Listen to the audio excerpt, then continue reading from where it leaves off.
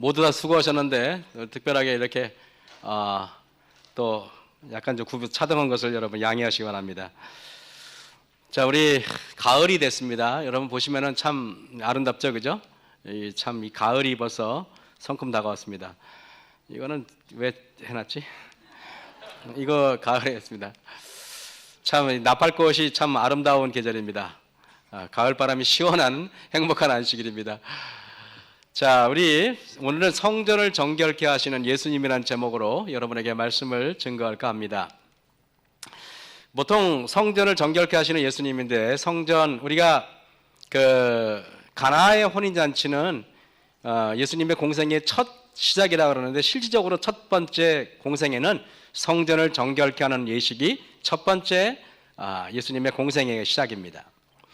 그래서 보통 요한복음 2장 성전 정결이 시작되고요, 요한복음 3장 니고데모와의 대화도 사실은 성전 정결 이야기입니다. 요한복음 4장 사마리아 여자 이야기도 사실은 성전 정결 이야기임을 우리는 알 수가 있습니다. 여러분, 우리가 이 마지막 때 우리가 성전 정결에 대해서 깨닫는 것은 매우 중요합니다. 이 사진이 지금, 여러분, 이 사진이 지금 일본 쓰나미가 덮치던 그 사진인데요, 지구 역사의 마지막 장면 중 하나로 전쟁이 일어날 것이다. 앞으로 이제 갈수록 이런 일이 많아지겠습니다. 전염병과 재앙과 기근이 있을 것이다. 대양의 물들이 경계를 넘어서, 이 쓰나미가 대양의 물들이 경계를 넘어서, 그죠? 흘러넘칠 것이다. 우리는 그리스도께서 당신을 사랑하시는 자들을 위해 마련하러 가신 처소에 들어가기 위해 준비하고 있어야 한다. 그게 바로 성전 정결과 밀접한 연관이 있어요. 여러분, 올해는 이 폭염으로 고생했습니다. 저는 여름이 좋다고 그랬는데 이제 그 말 취소해야 될 것 같습니다. 여름이 좋았다가 더워 죽겠습니다. 얼마나 더운지 여러분 고생하셨죠? 제가 이 여름에 덥다는 걸 좋아했다가 이거 올해 이게 얼마나 고생했는지, 저뿐만 아니라 여기 장로님들, 집사님들은 올해는 아마 엄청 고생하신 것 같아요. 그죠? 얼마나 덥고, 아파트 높은 데 사시는 분들 옛날에 창문만 열어놓으면 에어컨 필요 없다 그러는데 이제 그 말 쑥 들어갔습니다. 창문 열어놔봤자 더운 바람밖에 안 들어와. 그죠? 에어컨 없이는 이제 못 살아요. 여러분이 올해 사실은 얼마나 더운지 심지어는 40도 이상 올라갔어요. 혹자는 말합니다. 사우디아라비아는 45도, 50도까지 올라가는데 뭔 대수냐 그러는데, 그렇지 않습니다. 거기 45도보다 한국 40도가 훨씬 더워요. 왜냐하면 습도가 높아서 그래요. 이남선언이 그지 않습니까? 중동에서 계셨다 오지 않았습니까? 우리나라의 이번 올해 더위는 세계에서 가장 고생스러운 더위였어요. 여러분들이 그거를 이겼습니다. 여러분, 하나님께서 이렇게 폭염도 기상재해예요. 하나님께서 이러한 재난을 허락하시는 데는 목적이 있다 그랬습니다. 그것은 남녀들로 제정신이 들도록 하시는 한 가지가 아닙니다. 한 가지 방편이다 그랬습니다. 여러분, 저 일본의 쓰나미가 넘쳐올 때 저게 직접 찍은 겁니다. 그린 게 아니라 진짜예요. 저게. 예수님께서요, 시대서망 158쪽에 보면 주하는 대리석으로 된 보도 위에 떨어져서 날카로운 소리를 낸다. 아무도 감히 그분의 권위에 의문을 가지려 하지 않는다. 아무도 감히 부정으로 모은 돈을 주우려고도 멈추지 못한다. 예수님께서 인자하시고 온유하신 모습만 보였지 이런 모습은 처음이었을 겁니다. 막 채찍으로, 그죠? 예수님께서 손으로 사람들의 장사하는 사람들을 내어 쫓고, 예수님께서 정말 이렇게 위험의 모습으로 사람들에게 나타나셨습니다. 공포가 무리를 휩쓴다 그랬습니다. 그들은 그분의 신성의 표시를 느낀다. 공포의 비명이 수백 명의 핏기 잃은 입술에서 새어나온다. 여기에 뭐라고 되어 있습니까? 제자들까지도 떤다 그랬습니다. 12제자도 벌벌벌 떨어요. 제자들과 떱니다. 그리고 그들은 예수님의 평상시의 태도와는 너무도 다른 언행에 두려움을 느낀다, 이렇게 되어 있습니다.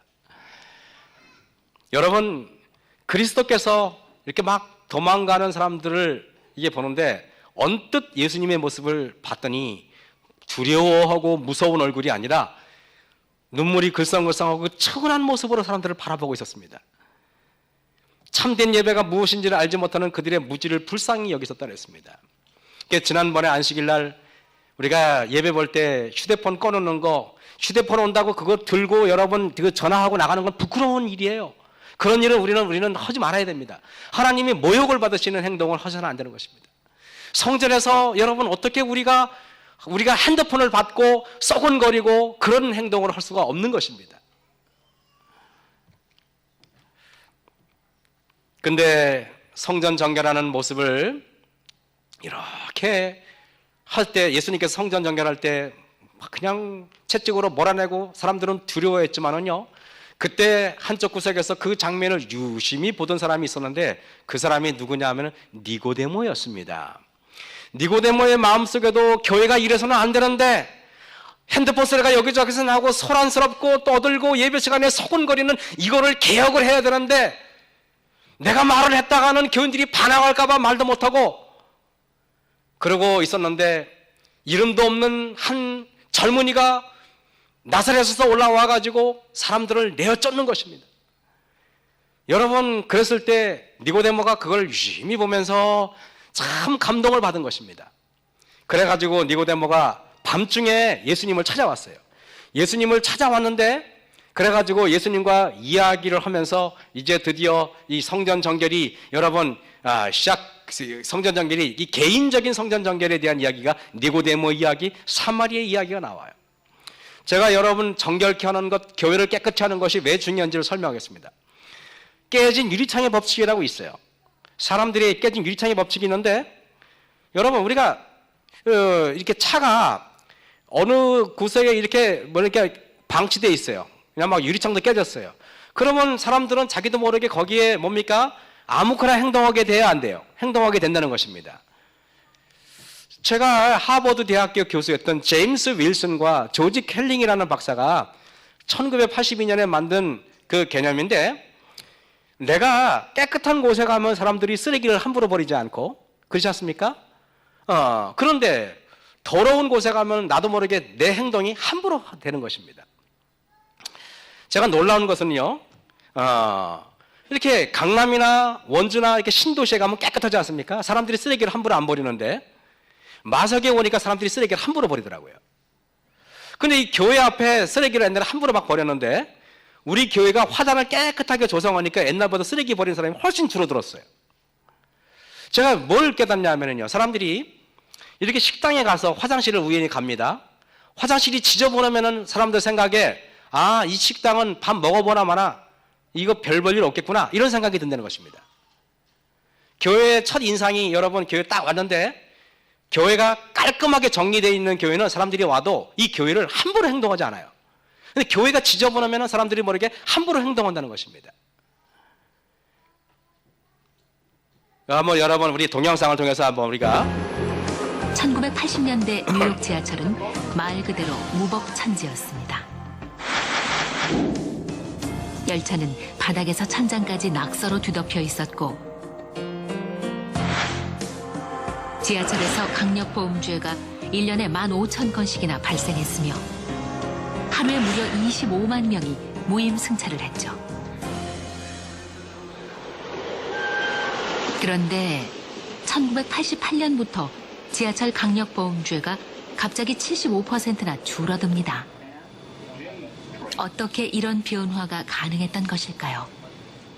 They would take care of the minor offenses, and by that, the fare beating, the aggressive begging when they put cups under your nose and demand that they give you money, those kinds of minor offenses, which predominated in the subway. 뜻밖에도 뉴욕 지하철은 사소한 문제들에 손을 댔습니다. 무임 승차자들을 현장에서 잡아 수갑을 채워 줄줄이 세워두고, 열차마다 청소 시간표를 짜서 낙서를 지우는 일에 사활을 걸었죠. Wear down the people who were committing the crime and doing the graffiti by making sure that if they graffitied a train overnight, it wouldn't go out of the yard until it had been cleaned up, so that their work was never seen. Compared to the 1980s, I think things are better. I think there's less graffiti. The subways are cleaner than in the 80s. 낙서나 무임승차 같은 작은 무질서가 보험죄를 불러일으키는 신호탄임을 알았던 것이죠. 바로 그 사소한 것들을 바꾸자 보험죄가 사라진 것입니다. The situation in my world and crime, situation is everything. And that is that if you have minor offenses, disorderly conditions and behavior, you're inviting criminal behavior. 여러분, 우리가 뉴욕 지하철의 범죄가 줄어든 거는 청소부터 시작한 거예요. 청소. 교회가요, 제가 이런 생각이 들어요. 우리 학생반이고 어린이반이고 어느 반이고 딱 들어가 보면은 막 에어컨이 켜져 있는 상태로 있어요. 저는요, 에어컨이 켜고 나오는 사람들은요, 막 자기 집이 같으면 그렇게 하겠냐는 것입니다. 내가 어린이반에, 예를 들면 잠옷반에 엄마들이 갔다 오거나 뭐 어디거나 하면은 우리는 뭐 방마다 여러분들이 정리정돈을 잘 하지 않는 습관을 키우지 않는다면은 교회를 사랑하는 것이 아닙니다. 저는요, 이런 생각이 들어요. 내 주변에 있는 것, 내가 가정에서 하는 것보다 교회에서는 더 잘해야 된다고 생각해요. 우리는요, 교회에서 쓰레기 있는 것은 내가 쓰레기를 주워야 되고요. 우리가 정말 우리 청소하시는 집사님 돈 몇 푼 준다고 그분에게 모든 걸 맡겠다고 생각하시면 큰 오산입니다. 여러분, 때로는 저는 이렇게 생각해요. 내가 어느 교실에 들어가는데 에어컨이 돌아가고 있어요. 그럼 무슨 생각이 드는지 아십니까? 도대체 하나님을 사랑하는 마음이 전혀 느끼지 않아요. 왜냐하면 도대체 내가 가정에 있다면 전기세 아까워서 그러는데 왜 교회에 쓰는 건 아깝지 않냐 말입니다. 제가 어디 갔다 오면 이 에어컨은 어떤 적에는 깜빡 잊어먹고 오면 막 그냥 하루 종일 틀어진 적도 있어요. 여러분, 우리가 앞으로 이래서는 안 됩니다. 방이 너무 많아지니까 일일이 통제하기도 매우 어려워졌어요. 건물이 커지니까. 바리새인 중에 니고데모라는 사람이 있으니 유대의 권한입니다.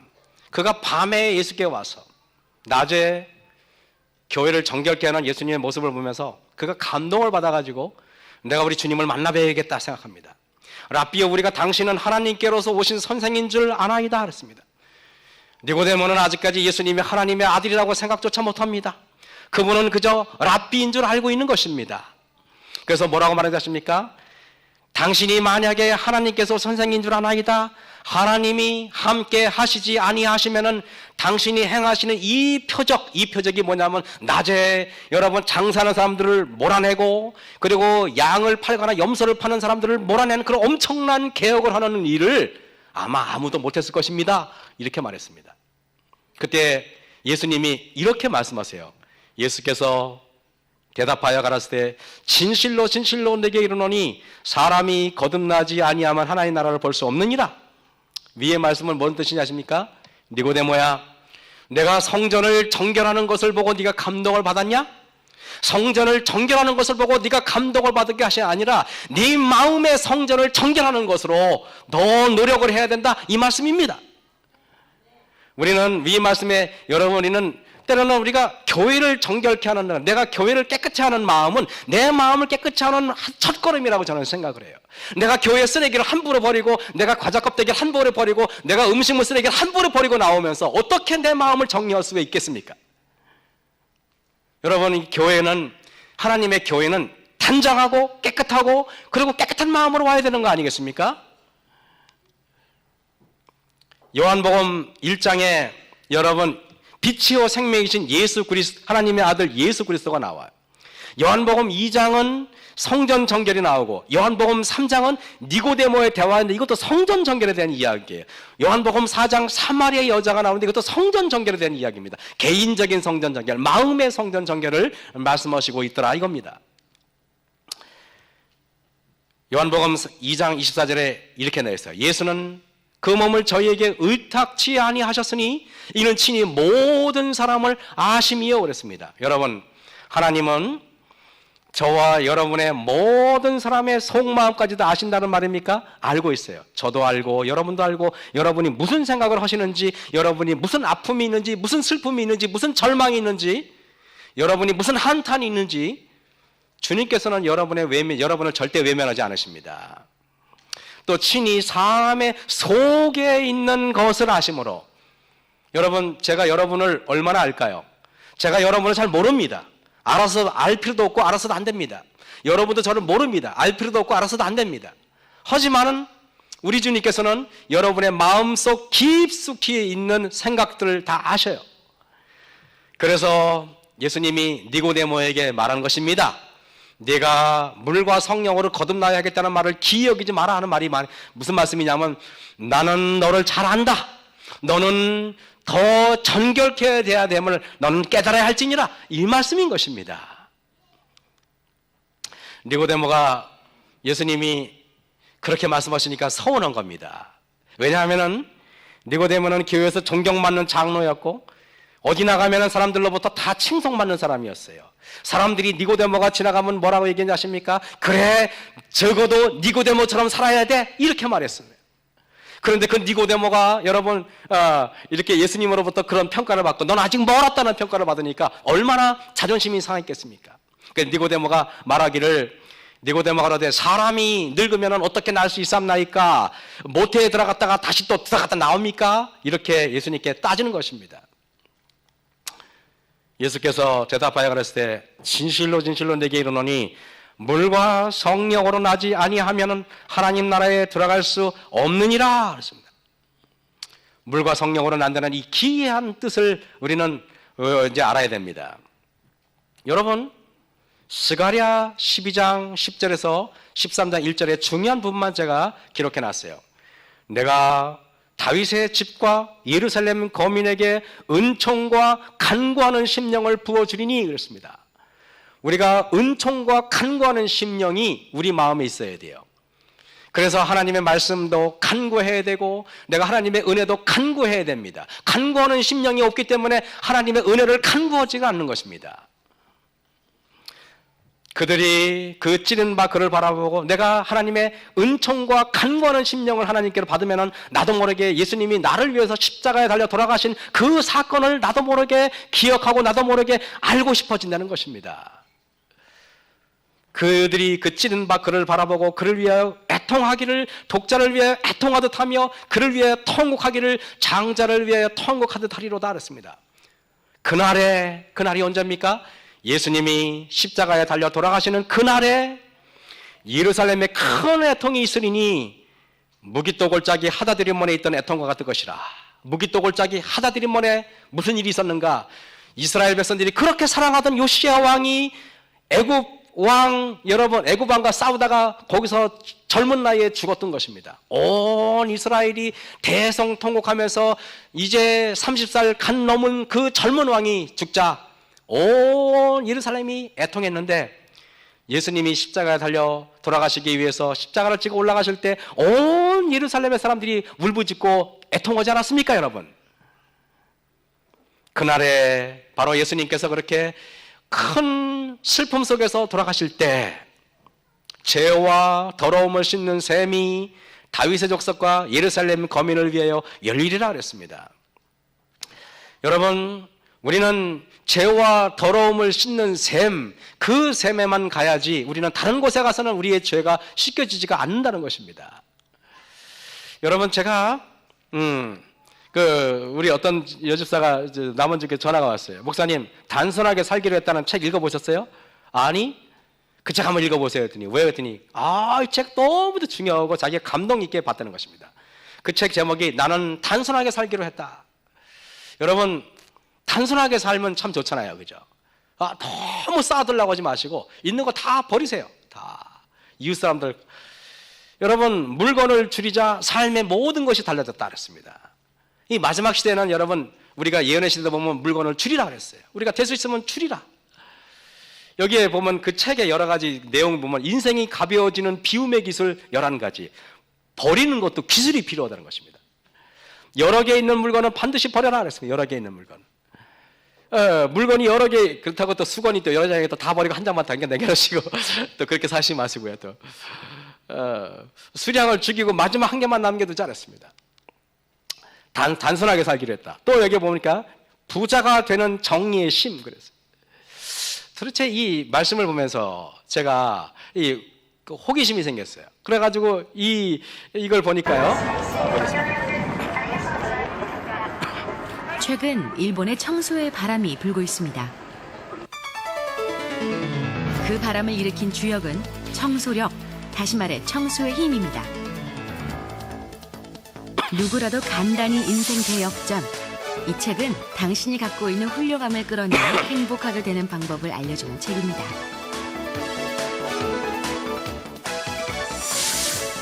청소는 단지 장소를 깨끗하게 하는 것만이 아니라 당신 자신을 빛나게 만들어줍니다.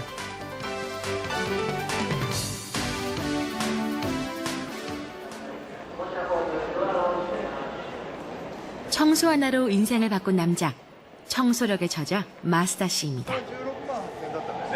청소회사 아르바이트에서 최고 경영자까지 오른 인생 역전의 주인공. 거리를 나서면 마스다 씨를 알아보고 청소에 대해 조언을 구하는 사람들이 부쩍 늘어났는데요.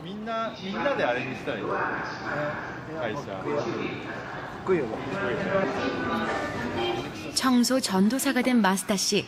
과연 그 힘의 원동력이 뭘까요? 力によってじゃあどうするかというと乱雑で迷っている、部屋を片付けることによって、その人がその人自身の目標をはっきりし強みを明確にしそして集できる人生を送るための部屋作りをしていくこれによって個人の成功がたくさん現れてきているというふうに思います。 올해 40. 사업 실패에 파산에서 이혼까지 산전수전 공준전까지 겪고 나서 그는 페인처럼 방구석에 처박혔습니다. 인생과의 한판 승부에서 패배한 그의 방에 늘어난 건 쓰레기뿐. 보다 못한 그의 친구가 그의 방을 청소하기 시작했죠. とにかく僕のゴミだめの部屋の中のものを捨て始めたんですね。もう本当にですね僕はまだ使えると思うものまで捨ててですねそして最終的にはですねトイレお風呂の掃除もしてくれて 참 좋은 친구죠. 部屋がきれいになっていく中で、僕自身が本当に辛かった気持ちとかも溢れ返ってきてですね、部屋がきれいになる頃にはですねもう一回復活できるっていう力がみなぎってきたんですね。 방이 깨끗해지고 2주 뒤 그는 취업에 성공합니다. 그리고 자신이 경험한 것을 책으로 쓰기 시작했죠. 이것이 바로 일본 독자들을 열광시킨 청소력. 청소력 시리즈로 연달아 베스트셀러를 기록한 그는 이제 일본 최고의 성공학 강사로 달콤한 인생을 맛보고 있습니다.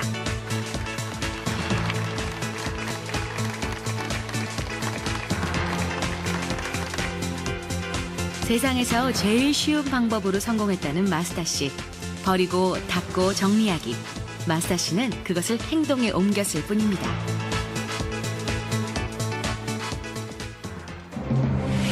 경영의 신이라 불리는 마스시타 고노스케에서부터 매출 1조의 신화 창조까지 일본 기업들이 앞다퉈 배우고 있는 청소 경영 철학이 있습니다. 창업 11년째 일본 중경업체의 도쿄 본사입니다. 부드러운 카리스마를 자랑하는 사사가와 유코 씨, 이 회사의 최고 경영자입니다.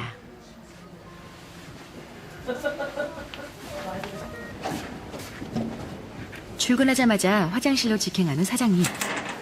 소매까지 걷어붙이고 뭘 하려는 걸까요? 세제 하나 달랑 들고 화장실로 들어가는 사장님.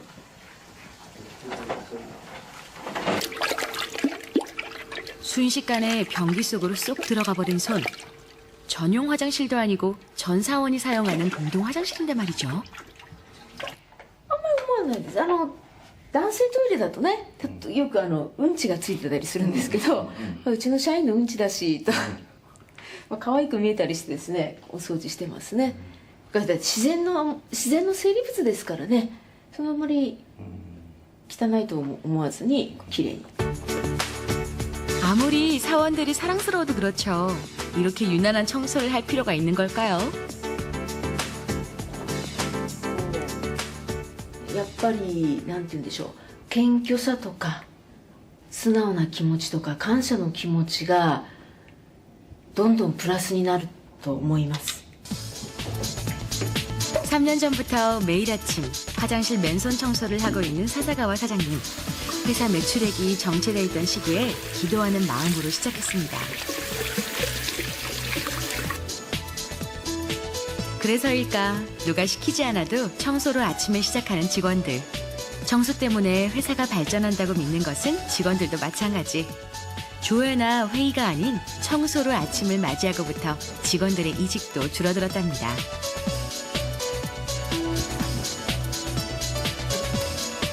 言われるからやるっていうよりもやってると気持ちがいいし、朝こうけじめがつきますよね。それに仕事を始める前にきちんとしてた方が仕事が効率がいいです。多分トイレ掃除を始めてから会社の年商、会社の売り上げはね約2倍ぐらいになったと思います。多分年商20億ぐらいで、この間で今40億になっておりますので、そういう効果はあるのかなと思います。 맨손으로 화장실 청소를 하고부터 매출이 배가 늘었다는 사사가와 사장님. 이것도 역시 청소의 힘인 걸까요? 社長さんになってくると下積みから始めますけれども、徐々に立場が上がって仕事の質も変わってきますね。そうするといつしかですね、下積みの仕事を忘れてしまうんですね。例えばそれの象徴としてトイレ掃除っていうのがあって、素手でやっていくことによってプライドが落ちていくんですね。そして社員に対する謙虚さから感謝が 여러분, 이 사람이 청소라는 것이 중요하죠. 우리가 학생이나 어린이나 뭐 대단한 걸 가르치는 것도 중요하지만은 청소하는 것부터 가르쳐야 됩니다. 아이들이 선생님이 청소해 주는 게 아니라 아이들이 청소하는 걸 가르쳐 줘야 돼요. 그거를 배우지 못하면은 이 아이들은 기본적인 것이 되지 않아요. 여러분, 자기 집에 있는 전등 하나 끄는 거, 에어컨 하나 끄는 거, 여러분, 그리고 저기 쓰레기 하나 더 줍는 거, 그거부터 하나 못 하는데 뭘 대단한 걸 2300조화를 배워서 뭐하고 하준 말에 배워서 뭐 하겠습니까? 여러분, 이게 스위스의 그 거리들이에요. 여기는요, 여러분 사진만 이렇게 나왔겠지 싶지만 여러분 가보세요. 우리나라는 간판이 여기저기 있어가지고 그 자체가 지저분하잖아요. 여기는 보면은 여러분 어때요? 도시인데 깨끗하지 않습니까? 이 거리를 그냥 이렇게 아무거나 찍어서 보면은 거리가 깨끗하고 질서가 있어요. 여기 와보면 느낌이 뭔가 편안한 것입니다, 사람이. 왜 그러지 않습니까? 깨끗해서 그런 거예요. 사람들이 쓰레기를 버리는 사람이 없어요. 버렸다가는 오히려 그 사람이 오히려 식인종 취급을 받습니다. 여러분, 이게 이제 바셀인데요. 제가 여기 1년 살았는데요. 이게 라인강입니다. 여기 이제 베른이 여기서 1년 살았는데 여기 보세요. 여기 이 안에 들어가면 얼마나 깨끗하고 사람들이 단아한지 몰라요. 여기 시골에 가면은요, 이 사람들이 서로 농부들이요, 비닐하우스 너블너블하고 있고 이런 게 전혀 없어요. 깨끗하게 풀은 깎여져 있고 질서가 정연돼 있어요. 제가 이렇게 이 유럽에 있다가 필리핀에 가고 경악을 금치 못했어요. 왜냐하면 이렇게 강물이 흘러가는데 강물에 쓰레기 더미가 있는데 섬이 있더라고 보니까 섬이 무슨 섬인가 봤더니 쓰레기 섬이야. 제가 어떻게 사람이 보니까 지저분한 동네에 가보니까 그 사람들이 도대체 어떻게 사는지 안 봐도 뻔한 거야. 그건. 여러분, 그 쓰레기도 쉽게 처리할 수 있는 게 아니라 이게 뭐냐면 핵 폐기물입니다. 원자력 발전소에서 나온 것들인데 이런 것들은 함부로 버릴 수가 없어요. 여러분, 이 쓰레기를 처리할 기술이 지금 없는 것입니다. 이게요, 쓰레기가 어떤 거는 적어도요, 이게 적어도 얼마만큼 있어야지 이것이 어떤 그 독성분이 사라지냐면 10만 년 이상이 있어야 돼요. 여러분, 지구 역사 겨우 해봤자 6,000년밖에 안 되는데 10만 년. 이 쓰레기들을 버릴 수가 없는 겁니다. 이거를 처리할 수가 없어요. 태워서도 안 되고 땅속에 묻어도 그냥 보관만 하는 거지, 여러분, 이걸 없앨 수가 없다는 것이에요, 쓰레기를. 이게 일본 후쿠시마 원전에서 원전 사고가 나서 이 쓰레기 덤을 모아놓는데 이게 원자력 발전에서 나온 쓰레기들이에요. 이 쓰레기들을 어떻게 할 수가 없어요. 이걸 지금 큰일 났어요, 지금. 여러분, 만약에 이 쓰레기들이 이 들판에 이렇게 방치되면 어떤 일이 벌어질까요? 여기서 나오는 방사선들이 인하여 모든 사람들이 죽게 되지 않을까요? 얼마나 위험할까요? 여러분, 우리나라에서는 경주에서는 이 원자력 발전소의 핵 폐기물을 없애기 위해서 이 경주에다가 이 땅굴을 파가지고 여기다 이렇게 시설을 만들어 놓고 있어요. 근데 이것도 여러분, 이게 기준에 부합되지 않는다는 것입니다. 예? 이 플루토늄 같은 것들은 이게 굉장히 위험한데 이 우리나라는 큰일 났어요. 원자력 발전소를 자꾸 만들고 막 떼는데, 싸다고 막 떼는데 이게 나라에 오히려 나중에 이 처리 비용이 훨씬 많이 든다는 것입니다. 근데 여러분, 방사성 폐기물이 없애는 것이 지금 심각하다는 것을 제가 여러분 말씀드리는데요.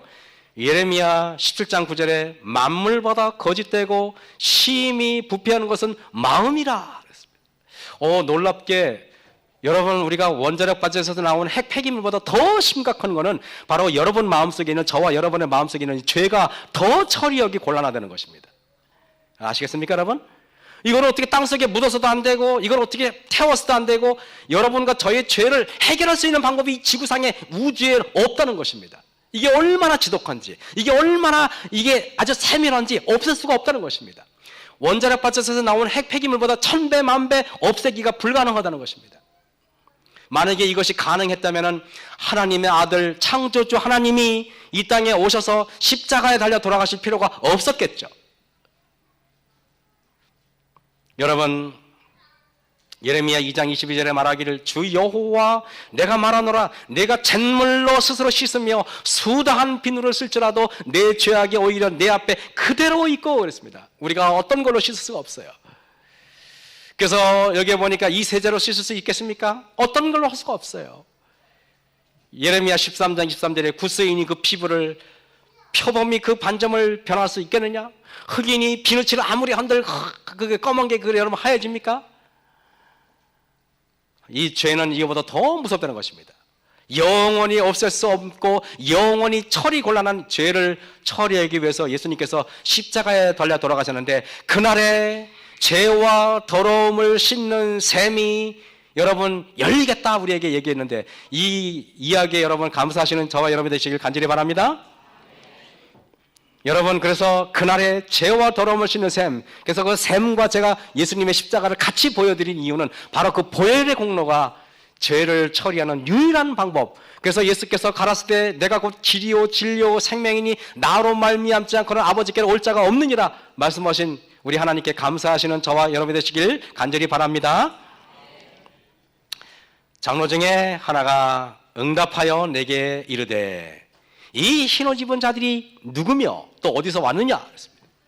내가 가로되 내 주여 당신이 알리이다 하니 그가 나더러 이르되 이는 큰 환난에서 나오는 자들인데 어린 양의 피에 그 옷을 씻어 시게 하였느니라.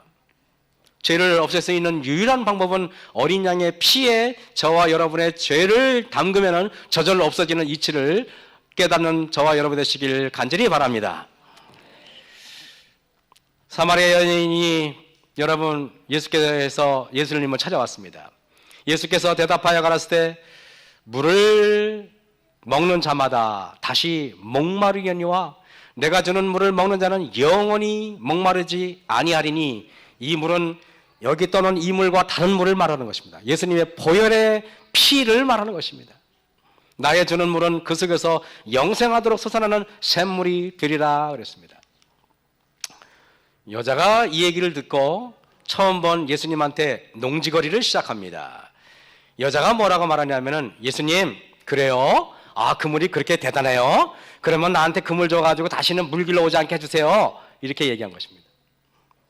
그랬더니 예수님이 갑자기 내 남편을 5명, 내 남편을 데리고 와라. 여러분 여자가 대답하여 그러되 나는 남편이 없나이다. 예수님이 그 여자의 마음 깊숙이 들어가서 그 여자의 심장 저 깊숙이 있는 지성소의 마음까지 들어가 버려서 그 여자의 비밀을 캐내버립니다. 여러분 우리는 성소의 단면들을 아까 우리 다니엘서에 보여줬죠? 예수님께서 우리는 번제단이고요. 번제단은 십자가를 상징하는데요. 이게 물두멍인데 그리고 이 시간이 없어서 이걸 괜히 해놨습니다. 이 성소봉사인데요. 안뜰인데 제가 왜 이걸 했냐면은 사람의 생각이 바깥들과 그 다음에 성소와 지성소가 있어요. 이 뭐냐면 바깥들의 생각은 뭐냐면은 친한 친구들끼리 할 수 있는 말들을 막 오가는 게 바깥들에서 할 수 있는 이야기예요. 그리고 성소는 거실 같은 거실. 거실은 그저 아주 친한 친구 중에서도 한두 명, 그리고 내 남편이나 내 아내나 그것도 친한 사람, 또 우리 부모나 아주 친한 사람끼리 할 수 있는 이야기가 성소에서 이루어지는 이야기예요. 그런데 이거는 남편도 알아서도 안 되고 아내도 알아서도 안 되고 친한 친구도 알아서도 안 되고 오직 나와 하나님만이 알아서야 되는 문제는 바로 지성소에서 일어나는 일이에요. 지금 예수님이 이 여자와 대화하기 위해서 지성소에 깊은 대화를 하기 위해서 제자들은 다 음식사로 내려보내고 예수님과 여자가 1대1로 만나는 것입니다. 다른 사람이 들어서도 안 되는 거죠. 그때 여러분 이 젊은 부자 관원이 예수님과 딱 만나는 장면이 있죠. 이 젊은 부자 관원의 마음속에 예수님께서 그 마음속에 저 지성소 깊은 곳에 무엇이 있는지 예수님이 아십니다. 그래서 예수님께서 이렇게 말합니다. 예수께서 이 말을 들으시고 이르시되 내가 오히려 한 가지 부족한 것이 있으니 내게 있는 것을 다 팔아 가난한 자들을 나눠주라 그랬습니다. 이의 마음에 저 깊숙이는 돈이라는 우상이 그의 마음에 깊숙이 있기 때문에 예수님께서 그 말씀만을 하신 것입니다. 그런데 그 마음속에 깊숙이 있는 것을 예수님께서 끄집어내니까 이 사람이 오히려 마음에 근심 얻으니 예수님을 떠나버립니다. 여러분, 예수님께서 볼지어다 내가 문 밖에 서서 두드리노니 누구든지 내 음성을 듣고 문을 열면은 내가 그에게로 들어가 그로 더불어 먹고 그는 나로 더불어 먹으리라. 이 말이 뭐냐 하면은 여러분 마음속에 있는 저 깊숙한 비밀스러운 그곳에 우리 주님이 들어오기를 원할 때 문을 열어주고 그분과 대화하고 바로 성전 정결이란 무엇이냐?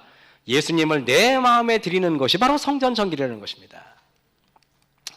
그래서 여러분 요한복음 1장에 빛이요 생명이신 하나님의 아들 예수 그리스도께서 요한복음 2장 성전 정결을 하고 니고데모의 마음속을 성전 정결하고 그리고 사마리아 여인의 마음을 성전 정결하는 것이 바로 예수님의 목적이었던 것입니다.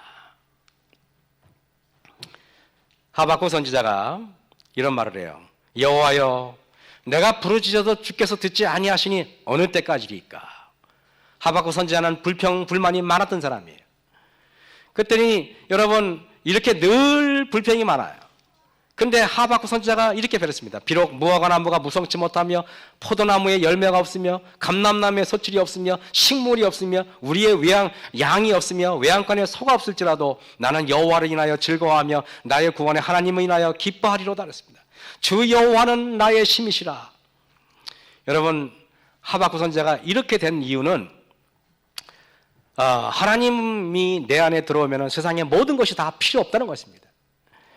시대소망 311쪽에 이렇게 말합니다. 그리스도께서는 항상 겸비한 영혼에게서 죄를 분리시킨다 그랬습니다. 여러분 겸손은 무엇이냐? 죄를 분리하는 능력이고 신입니다. 그래서 사람이 하나님께서 교만한 자를 제일 싫어하는 것은 술 먹는 자보다 살인한 자보다 교만한 자를 훨씬 더 하나님이 미워하는 이유가 무엇인지 아십니까? 그것은 겸비한 영혼에게서 죄가 분리되는 경험이 있기 때문에 그런 것입니다.